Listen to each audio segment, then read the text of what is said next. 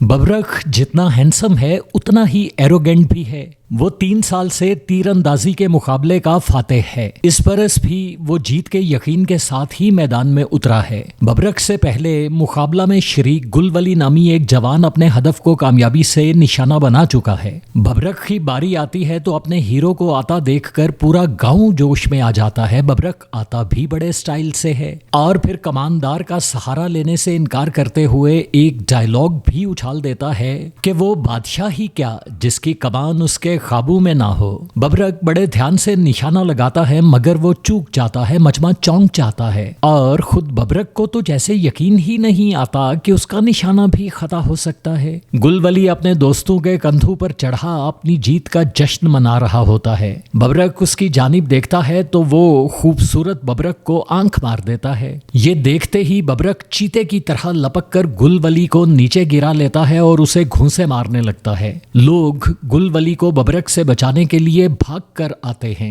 मंजर बदलता है। गांव का बड़ा बुजुर्ग बबरख को लान तान करता है कि उसने मेहमान पर हाथ उठाकर इंतहाई घटिया हरकत की है। इस पर बिफरा हुआ बबरख बताता है कि घटिया हरकत तो गुलवली ने की है, उसे आंख मारी है और बदकिरदारी की दावत दी है, जिसका जवाब उसने गुलवली की पिटाई से दिया है कि कोई भी गैरतमंद यही करता। बुजुर्ग मामला को रफा दफा करने की गरज से बबरख को हुक्म देता है कि वो गुलवली के गले लगे और सुलह करे। इस पर बबरख चिल्लाकर कहता है कि पहले गुलवली को उससे मुआफी मांगने का हुक्म दिया जाए। ये बात सुनकर गांव का एक और बड़ा बबरख को समझाता है कि मेहमान से मुआफी मंगवाकर बबरख कौन सा तीर मारना चाह रहा है और ये कि घर के बुजुर्गों के हुक्म का एहतराम और मेहमान की इज्जत करना ही पश्तूनी और मुसलमानी है। ये सब सुनकर बबरख बादिले नखास्ता गुलवली के गले लगता है। गुलवली फिर शरारत करता है और बबरख को उसके बदन की नसाकत का कहता है, जिस पर बबरख उन्हीं पैरों पर गुलवली के गले को शेर की तरह अपने दांतों से नोच लेता है। गुलवली की चीख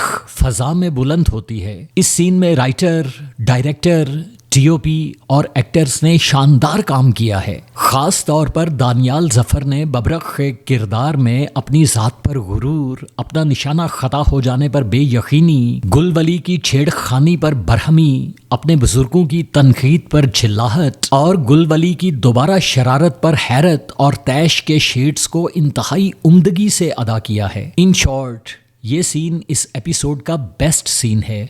वॉच अगेन, एंजॉय अगेन।